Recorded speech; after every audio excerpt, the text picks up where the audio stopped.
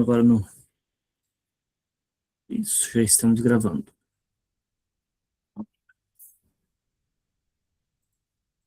Muito bem.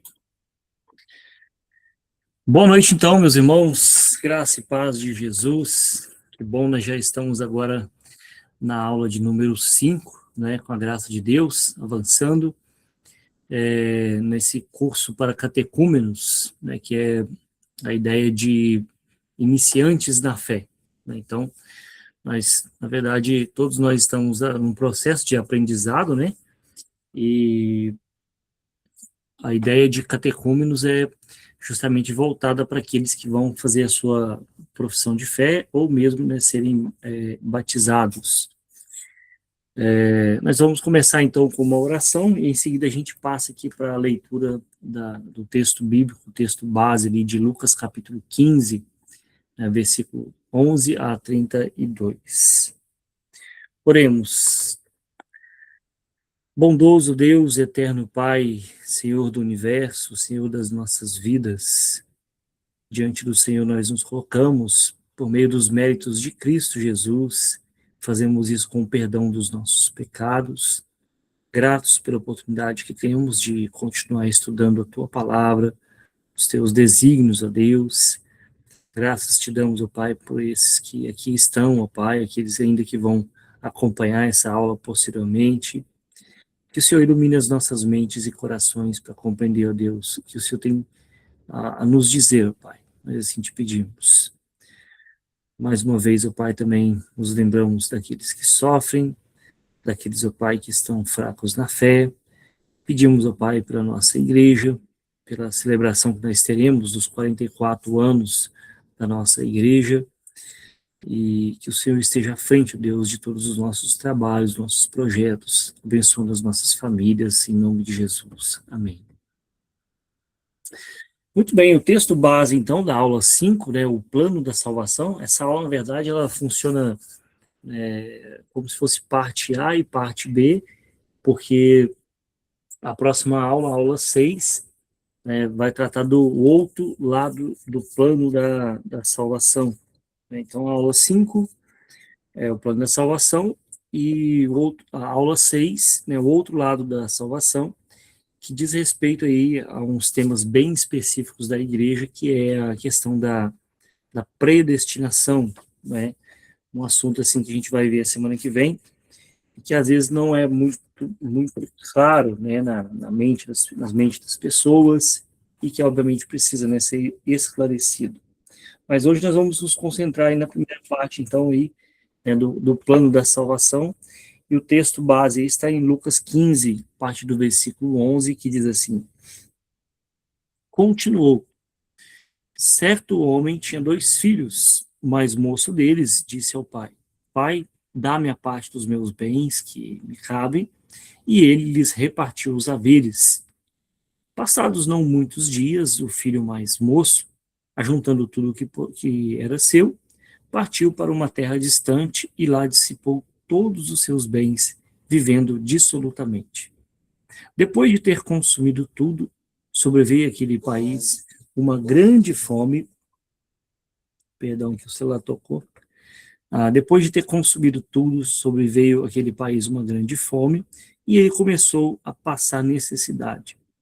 Então, ele se agregou a um dos cidadãos daquela terra, e este o mandou para os seus campos a guardar porcos. Ali, desejava ele fartar-se das alfarrobas que os porcos comiam, mas ninguém lhe dava nada. Então, caindo em si, disse: Quantos trabalhadores de meu pai têm pão com fartura, e eu aqui morto de fome? Levantar-me-ei, irei ter com meu pai, e lhe direi: Pai, pequei contra o céu e diante de ti. Já não sou digno de ser chamado teu filho. Trata-me como um dos teus trabalhadores. E levantando-se foi para seu pai. Vinha ele ainda longe, quando seu pai o avistou, compadecido dele, correndo, o abraçou e o beijou. E o filho lhe disse: Pai, pequei contra o céu e diante de ti, já não sou digno de ser chamado teu filho. O pai, porém, disse aos seus servos: Trazei depressa a melhor roupa, vestiu, pondo-lhe um anel no dedo e sandália nos pés.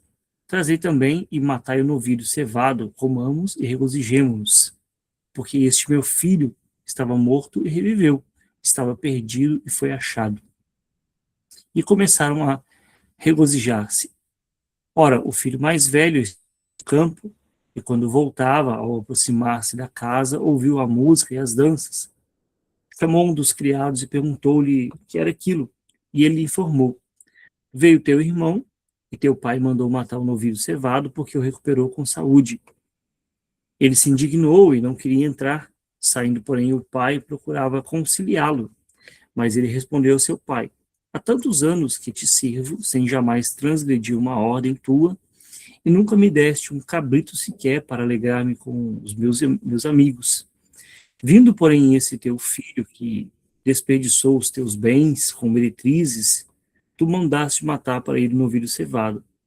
Então lhe respondeu o pai: Meu filho, tu sempre estás comigo. Tudo que é meu é teu. Entretanto, era preciso que nos regozijássemos e nos alegrássemos, porque esse teu irmão estava morto e reviveu, estava perdido e foi achado. Deixa eu só liberar o pessoal aqui que está para entrar. Isso. Aí, entraram. Então, esse texto de Lucas 15, a famosa, né, parábola do filho pródigo, alguns até chamam, na verdade, de...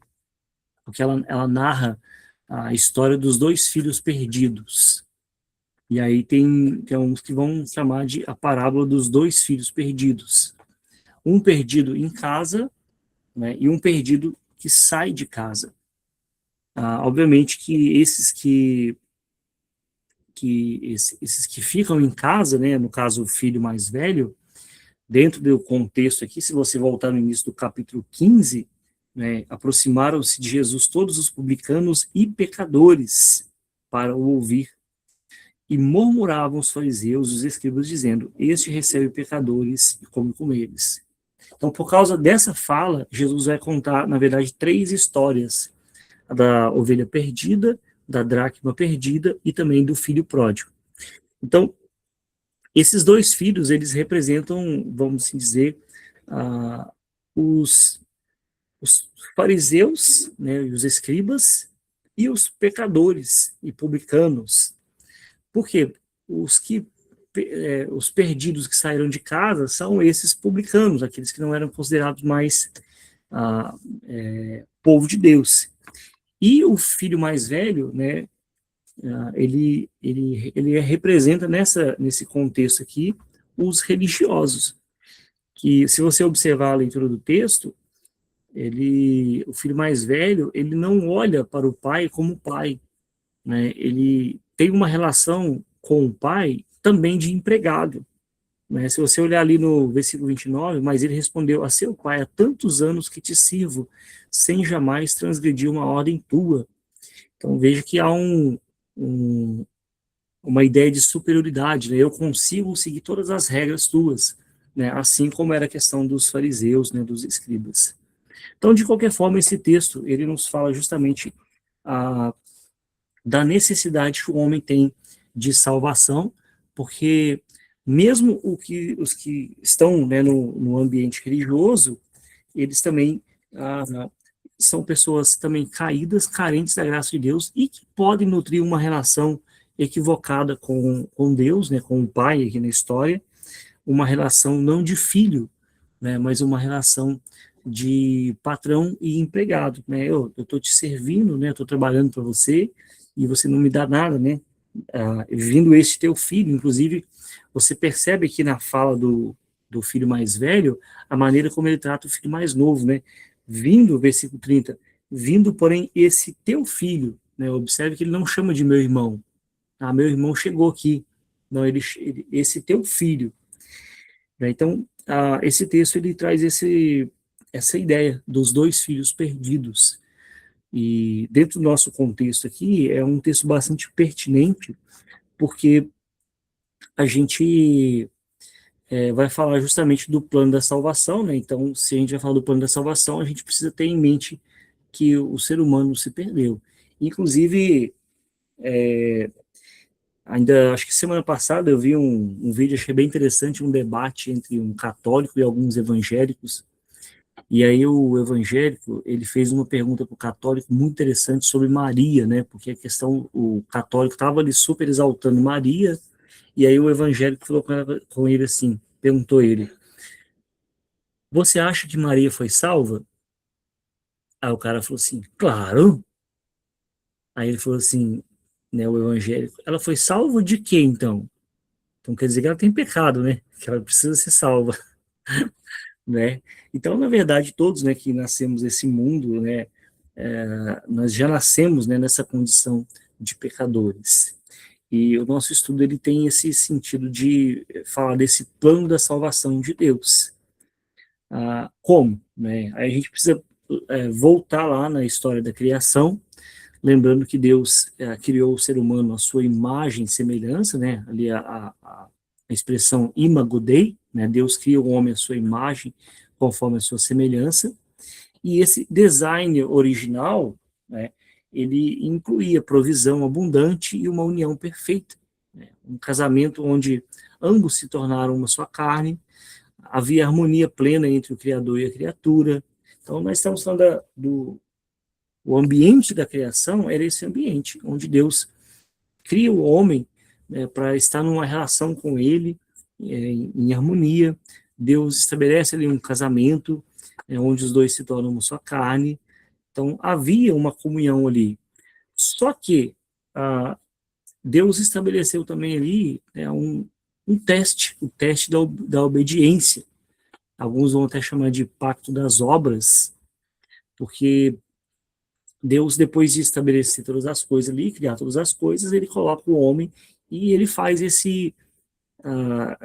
coloca o homem sob um teste. Né? Olha, você pode fazer isso, isso, isso, isso, né, mas se você fizer isso, né, você vai morrer. Então, apesar de todas as condições favoráveis, o homem ele foi reprovado no teste. Ele escolheu o quê? O seu próprio caminho. Ele buscou a independência. Então, o objetivo era a emancipação, aquela ideia de conhecer o bem e o mal. Não era uma questão intelectual. Agora eu vou ter uma noção intelectual aqui. Na verdade, era uma forma de recusar a se submeter a uma lei externa. Qual que é a lei externa? Deus. Então, quando Deus fala, você não pode comer dessa árvore, a árvore do conhecimento do bem e do mal, não era uma questão, então o homem ia ser um eterno inocente, ele não ia ter um conhecimento intelectual, não é isso. Isso ele já tinha, né? O fato de Deus ter criado ele à sua imagem e semelhança implica que o ser humano já tinha, né, essa faculdade racional. Mas a ideia aqui, quando o homem rompe com Deus ali, é porque ele não queria se submeter a uma lei externa, ele queria ser a sua própria lei. Então, o desejo central do homem é o quê? Querer ser como Deus. Ou seja, eu determino o curso da minha vida. Então, a proposta ah, que o homem caiu sobre ela, né, a proposta de Satanás, era justamente isso: ser a sua própria lei, né, não ter algo externo, alguém externo para ditar o que eu quero, né, o que eu devo fazer. Né, mas eu estabeleço, eu conheço o que é bom, o que é ruim, eu sei o que é bem, o que é mal. Né, Deus não precisa ditar, né, as regras da minha vida. Isso, inclusive, me faz lembrar de uma música antiga, né, do Raul Seixas, Sociedade Alternativa, e no meio da música ele fala, né, faça o que tu queres, há de ser tudo da lei. Né, então, é uma música de propõe uma subversão. Né, então, é você que faz a sua própria lei. Seja autônomo, né, a palavra autônomo, ela tem o sentido de ter a lei em si mesmo. Né, autos, né, nele, e nomos é lei. Então, quando o homem come do fruto, ele e a mulher, né, ele na verdade está pensando em quê? Ele está pensando nessa autonomia. Eu vou mandar no meu destino. Não é ninguém externo a mim que vai mandar no meu destino. Só que aí surge essa grande questão. E geralmente os críticos vão fazer isso, né? Já que Deus era onisciente e, portanto, sabia que o homem ia pecar, por que Deus não impediu isso? Por que Deus não interviu, né? E a resposta honesta, porque tem muitas pessoas que vão inventar algumas, né, histórias, mas a resposta honesta é o que? Nós não sabemos, porque Deus não impediu, né? Nós até sabemos que Deus tem poder, tinha, né, poder ali e tem para impedir, mas não sabemos porque Deus não impediu. Mas nós sabemos de uma verdade fundamental, o que o Criador ele não foi pego de surpresa, né? Ele não estava alheio à situação da criatura. O fato de Deus saber e não impedir, não quer dizer que Deus foi pego de surpresa. Pelo contrário, Deus, né, na sua onisciência, ele já sabia. Mas o que então é o pecado? Né? Porque aquilo que o homem fez é um pecado. Né? A palavra pecado, literalmente, ela significa errar o alvo.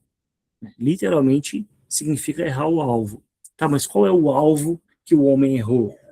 O alvo é glorificar a Deus fazendo a sua vontade. Né? O alvo das nossas vidas, o propósito, né, o objetivo das nossas vidas, o fim, né, fim no sentido de destino, o destino da nossa vida é glorificar a Deus. Todas as vezes que nós não fazemos isso, nós estamos em pecado, né? Por isso que o apóstolo Paulo vai dizer na sua carta aos Coríntios: portanto, quer comais, quer bebais ou façais qualquer outra coisa, fazei para a glória de Deus. Até as coisas mais banais do dia a dia. E qual que é a transgressão, então, do pecado? Se o pecado é isso, né, errar o alvo, a transgressão é ir além, violar limites, buscar, então, a autonomia. Então, o alvo da minha vida, o propósito da minha vida é glorificar a Deus. Quando é que eu vou transgredir esse mandamento, né, esse objetivo?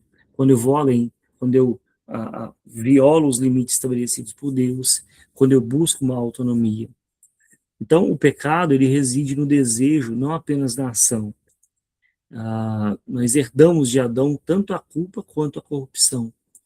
Né? Então, preste bem atenção nisso aqui. O pecado, ele reside não apenas na ação, mas também no desejo. Por isso que Jesus vai dizer: se a tua mão direita te faz pecar, arranque de ti. Ah, se no teu pensamento você, né, já desejou, né, você já pecou. Não é a ação em si, né, é o desejo. Então, nós herdamos desses nossos primeiros pais tanto a culpa pelo pecado, né, quanto também a corrupção.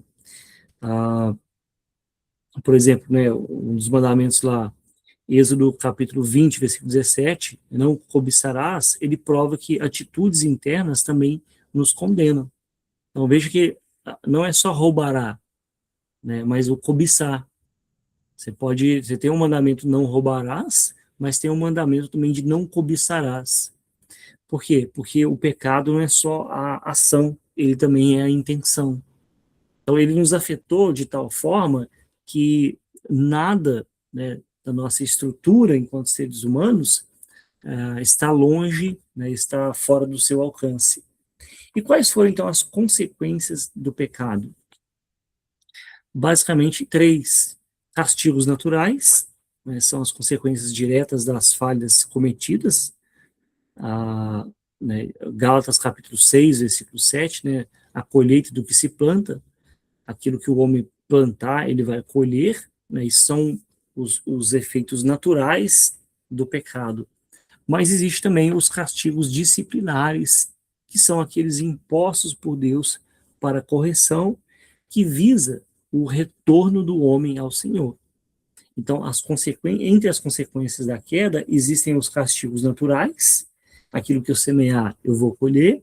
Existem os castigos disciplinares, que são a, a forma como Deus lida com a gente, para que a gente possa se arrepender e voltar para Deus. E existe também o castigo eterno, né, que é o sofrimento eterno e a separação final da vida futura, ou basicamente, né, o inferno. Tudo isso são as consequências do pecado, né, da queda, da rebelião. Mas, além do pacto das obras, que não foi cumprido pelo homem, né, que ele caiu, existe o pacto da redenção. Antes mesmo de criar o mundo, o pai estabeleceu uma aliança com o filho para salvar o homem. A solução não foi uma reação de emergência. Nossa, Deus foi pego de surpresa, né? Mas na verdade Deus já tinha estabelecido um decreto eterno. E aí nessa aliança, nesse pacto, Cristo, ele voluntariamente se ofereceu para ser o fiador da humanidade caída. Eu vou pagar, no lugar deles. Então é importante a gente saber que Deus não foi pego de surpresa. O plano da salvação, ele é desde a eternidade. Inclusive, Apocalipse vai dizer, servindo a Jesus, o cordeiro que foi morto desde a fundação do mundo. Então, antes que houvesse mundo, Deus já havia estabelecido, a morte do cordeiro. Aí entra a questão então, do segundo Adão. Um teólogo bastante conhecido nosso, o Luiz Berkhoff, ele diz o seguinte: Cristo se colocou no lugar do pecador e incumbiu-se de fazer a expiação pelo pecado. Ao tomar o lugar do transgressor, ele se tornou o segundo Adão, ou é chamado também de último Adão, porque basicamente nós somos representados diante de Deus de duas formas. Ou somos representados por Adão, como seres caídos, pecados, ou somos apresentados por Cristo. Então, em Cristo é que nós somos salvos. Por quê? Porque ele é o cabeça da aliança. Ele atua como representante legal de todos aqueles que o Pai lhe deu. Então, Cristo, ele é o segundo Adão porque ele também foi submetido a um teste, mas ele permaneceu fiel. E as condições não eram favoráveis como as condições de Adão. Adão foi tentado no paraíso e caiu. Cristo foi tentado no deserto e não caiu. Então ele é o segundo e último Adão. Esse conceito de redenção, ele vem dessa ideia do litron. A etimologia dessa palavra, ou seja, a raiz dessa palavra, ela vem do grego e era usado no mundo antigo para descrever o pagamento de um preço de resgate. Então acontecia muito da pessoa ser presa, por exemplo, em batalha, e alguém lá pagar o resgate. Então, qual que é a ideia da aplicação aqui, pensando na questão da redenção? A redenção, ela significa livrar alguém através de um pagamento. Deus, então, ele proveu a cura através dos meios determinados por ele mesmo. Qual que é a regra de ouro? Não há autossalvação, há apenas um resgate pago por outro. Então, eu não posso me salvar, você não pode se salvar. O exemplo sempre que eu dou disso aqui é o seguinte: imagina a pessoa se afogando. A pessoa está se afogando, batendo os braços, batendo nas mãos, e você está lá assim, vai, nada, nada, não é assim que nada, não, você tem que fazer isso, tem que fazer aquilo. A pessoa já está se afogando justamente porque ela não sabe nadar. Então não adianta você querer induzi-la a fazer algo que ela não consegue. E no que diz respeito à salvação, a mesma coisa. Não existe autossalvação. Há apenas o que? Um resgate pago por outro. Nós precisamos de alguém que vem de fora. Por isso que não existe aquele negócio de autoajuda dentro da visão cristã. A auto, por quê? Porque a palavra auto tem esse sentido, de nele, a ajuda dele mesmo. Deixa eu ver se eu consigo digitar aqui na tela aqui, ó. Eu gosto dessa comparação, que, deixa eu ver aqui, ó. Existe auto, autoajuda,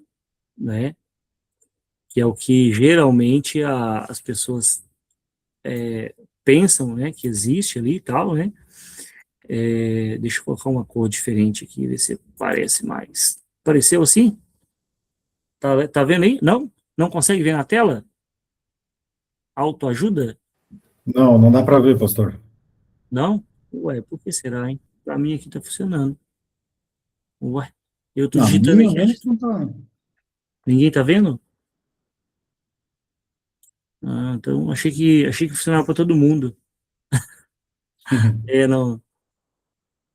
Então esquece então o que eu escrevi aqui então, tá? Eu achei que funcionasse aqui, não digitar aqui. Mas, enfim, não existe na fé cristã essa autoajuda, alto com U. Existe ajuda do alto, né? O contrário, a ajuda que vem do céu. Né? Imagina a pessoa lá se afogando e você com uma proposta de autoajuda. Se ajude, né? Bate as pernas, a pessoa está se afogando justamente porque ela não sabe nadar. Aí precisa de quê? De uma ajuda que vem do alto, né? Então, não existe a autossalvação. Existe sempre essa ideia do litron aí, né, que é o quê? O resgate que é pago, né, por alguém de fora. E como é que acontece esse resgate? Deixa eu só apagar aqui agora a coisa que eu escrevi na minha tela, porque ela está me atrapalhando aqui agora. Vai dar isso. Como que acontece esse resgate? Acontece através, né, da expiação, né, da obra de Cristo na cruz do Calvário. Agora que esse aqui eu vou conseguir, quer ver? Ó. Deu? Deu boa agora? Ah, eu sabia. Tá aqui. Beleza. Né? A nossa ajuda do alto, ela vem através da obra de Cristo. Qual que foi o meio? Né? Movido por um grande amor, João 3,16, Deus providenciou o meio, né? Chegada a plenitude dos tempos, Paulo vai dizer em Gálatas, né? Chegado o tempo completo, né? O Filho, ele assumiu a nossa natureza humana. Se você puder abrir comigo sua Bíblia em Gálatas 4:4, esse texto é bastante importante, ah, porque ele fala do tempo exato, né? No tempo exato, Gálatas capítulo 4, versículo 4. No tempo exato, Deus enviou o seu Filho. Diz assim, vindo, porém, a plenitude do tempo, ou seja, o tempo exato. Né? No tempo exato, Deus enviou o seu Filho, nascido de mulher, nascido sob a lei, para resgatar os que estavam sob a lei, a fim de que recebesse uma adoção de filhos. Então, o meio pelo qual nós recebemos essa salvação é através, né, do sacrifício de Jesus Cristo. Porque esse sacrifício é chamado de substitutivo. Né? Cristo ele sofreu as penalidades da lei em nosso lugar voluntariamente. Então, ele satisfez as absolutas exigências da justiça divina. Veja bem, o pecado ele sempre é punido. Deus não deixa o pecado sem punição. Isso é tão sério que ele não deixou passar nem o próprio filho. Né? Então, por que Cristo morreu naquela cruz? Teve que sofrer isso? Porque ele estava morrendo uma morte substitutiva. A gente fala que ele morreu no nosso lugar. Por quê? Porque a nossa morte não satisfaria as exigências da justiça divina. A gente poderia morrer todos nós que não resolveria o problema. Então, o próprio Deus, né, se entrega em substituição, né, dos nossos pecados para atender a sua própria justiça. Né? Então, Deus tem ali a sua justiça, que é perfeita, né, que é santa, e para satisfazer essa justiça, ele não vai pedir a minha morte, a sua morte, porque não vai resolver. Então, ele mesmo se entrega, né, no nosso lugar. E como é que acontece, então, a aplicação da salvação em nossas vidas? O Pai, então, ele cria, o Filho morre em nosso lugar, e aí o Espírito Santo ele vai aplicar a obra da salvação. Baseado no pacto da redenção, Deus, então, estabelece ali o pacto da graça, que envolve essa regeneração. O que é uma regeneração? Então, aqui o Espírito Santo ele ilumina o entendimento e tira o coração de pedra, dando um coração de carne. O que é regeneração, meus irmãos? Quando a pessoa morre, vamos pensar numa morte literal, né? Uma morte física. Ela entra num processo de degeneração. Lembra de Lázaro, que diz a Bíblia que já cheirava mal? Por quê? porque ele estava num processo de degeneração. Ele estava se decompondo. Quando Jesus chama ele para fora, então o espírito volta novamente. E aí acontece uma regeneração. Imagina comigo que esse Lázaro já estava cheirando mal, é porque ele estava num processo de putrefação, né? Então, o espírito vindo sobre ele, né, aí acontece o processo inverso da regeneração. Com a gente, na nossa salvação, é a mesma coisa. O Espírito Santo vem sobre nós, ele vai regenerar os nossos corações, né? A, a confissão de fé de Westminster, ela chama isso de chamado eficaz. O que é isso, chamado eficaz? Deus renova a vontade, né, a nossa vontade, atraindo o pecador eficazmente a Cristo. Como assim eficazmente? Se Deus te chamou, não vai haver a possibilidade de você rejeitá-lo, porque é o chamado eficaz. Então, o pecador, né, ele vem muito livremente, pois a sua disposição foi transformada pela graça. Imagine o seguinte: o Espírito Santo ele agiu no seu coração para que você pudesse responder positivamente ao chamado do Evangelho. Antes você não tinha condição, porque você estava morto, né? Morto não responde. O Espírito Santo vem, regenera e muda a disposição do nosso coração. A disposição do nosso coração antes disso era o que? Rejeição. Agora não. Agora é uma resposta positiva. E qual que é a resposta então do homem? Arrependimento e fé. Obviamente um arrependimento verdadeiro, né? Não é apenas um remorso, né? Mas é um sentimento de tristeza pelo pecado que leva a mudança de vida, abandono da velha natureza. Então não é só o remorso, né? Uma coisa sentimental. É literalmente um sentimento de tristeza. Eu estou em desacordo com a lei de Deus. Aí eu preciso mudar minha vida. E aí entra o segundo elemento, que é a fé em Jesus. Crer que você passa a crer que ele é o único meio de salvação e o único caminho para o Pai. Não existe outra possibilidade, né? Atos capítulo 4, versículo 12, um texto também bastante importante, onde o apóstolo Pedro vai dizer ali ao Sinédrio, né, ele fala o seguinte: e não há salvação, Atos 4, 12, em nenhum outro, porque debaixo do céu não existe nenhum outro nome dado entre os homens pelo qual importa que sejamos salvos. Então, qual é o nome pelo qual importa que sejamos salvos? O nome de Jesus. Então, a resposta do homem à regeneração do Espírito Santo é arrependimento verdadeiro e fé em Jesus. Eu me arrependo das minhas obras más, da rejeição que eu tinha a Deus, e eu tenho agora fé em Jesus Cristo, né, que é o único Salvador. Aqui entra a ilustração do filho pródigo, né, o texto que nós lemos no início de Lucas capítulo 15. Porque nós temos uma necessidade para vestir a melhor roupa, né, a graça e a justiça de Cristo, né, é estritamente necessário despir-se, né, primeiro da roupa velha.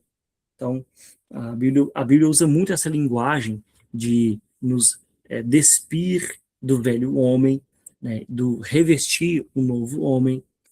Então, o filho pródigo, ele teve que tirar a roupa suja, rasgada, né, e mal cheirosa, que simboliza ali o pecado da velha vida, que ele trazia do mundo, para vestir, então, uma roupa nova. Então, a salvação é o que? Ele é uma troca. Nós deixamos os nossos trapos de imundície para sermos revestidos pela melhor veste, né, com a melhor veste do Pai. É basicamente essa salvação. É uma troca de roupa. Eu tiro a roupa de Adão e eu visto a roupa de Cristo. A roupa de Adão é mal cheirosa por causa do pecado, né, e a roupa de Cristo é branca, né, alvo como a neve. E qual que é a garantia, então, da salvação? A Bíblia ela não esconde a fraqueza e a miséria do homem. Porém, a nossa segurança ela não reside em nossos méritos instáveis, mas na promessa de Jesus. Qual que é a promessa de Jesus? todo aquele que o Pai me dá, esse virá a mim. E o que vem a mim, Jesus disse, de modo nenhum lançarei fora. Então, a garantia da nossa salvação não está no nosso desempenho, aquilo que eu faço, aquilo que eu deixo de fazer, se eu faço bem ou não. Que bom seria se tudo que nós fizéssemos fosse bom, inclusive as coisas concernentes ao reino de Deus, à igreja.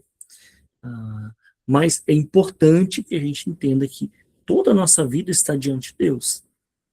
Só que, por mais excelente que possamos fazer, né, isso não garante nossa salvação.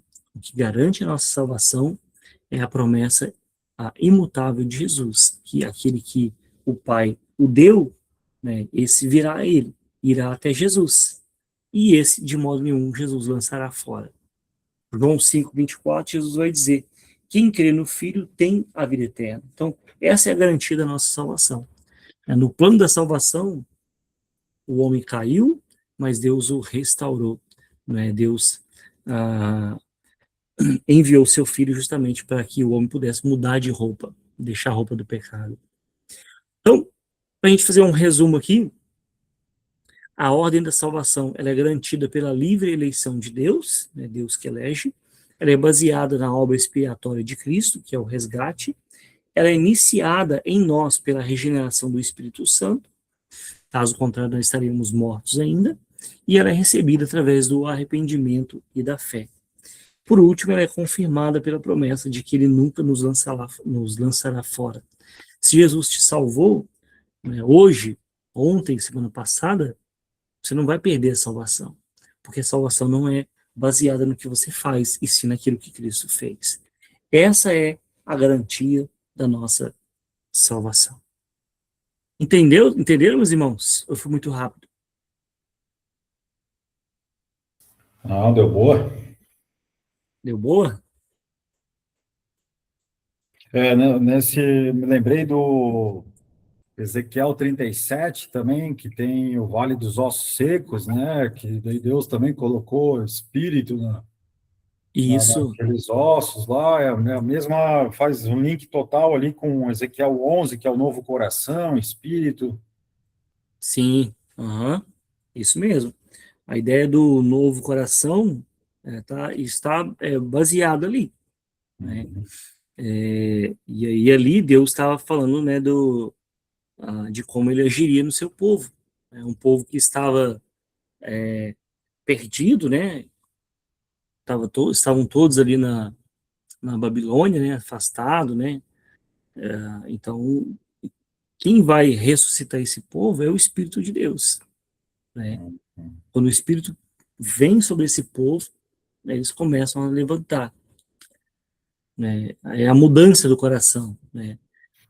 Claro que lá na antiga aliança e aí na nova aliança daí é Cristo, né? Mas, enfim, só uma comparação que me veio à cabeça. Sim, sim, sem dúvida.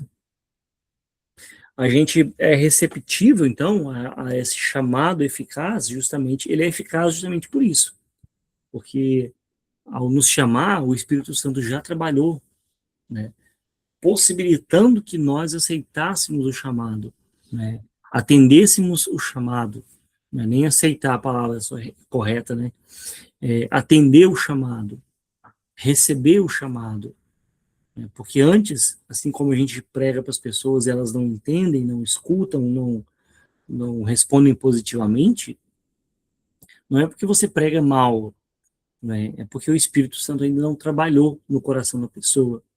Quando isso acontecer, e pode acontecer de uma maneira inesperada, que a gente não sabe, quando isso acontecer, aí você responde, né, positivamente.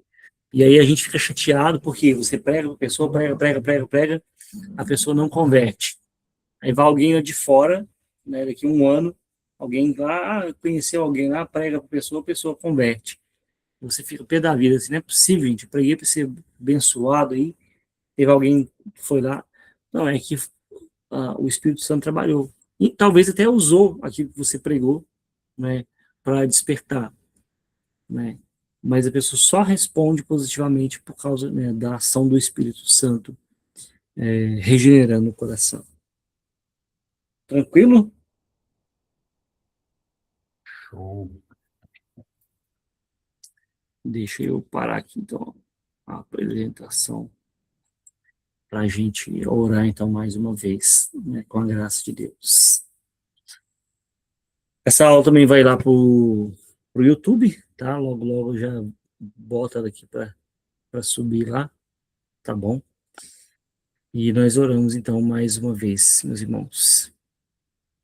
Lembrando que domingo nós estamos lá em Agronômica, né? Inclusive, estão convidados aí, quem puder, né, que não colocou o nome lá ainda, o Tito aí, né, a Márcia, eles não vão poder, a Márcia, mas o Fernando. O Juliano, eu acho que eu não vi o nome dele lá também, né?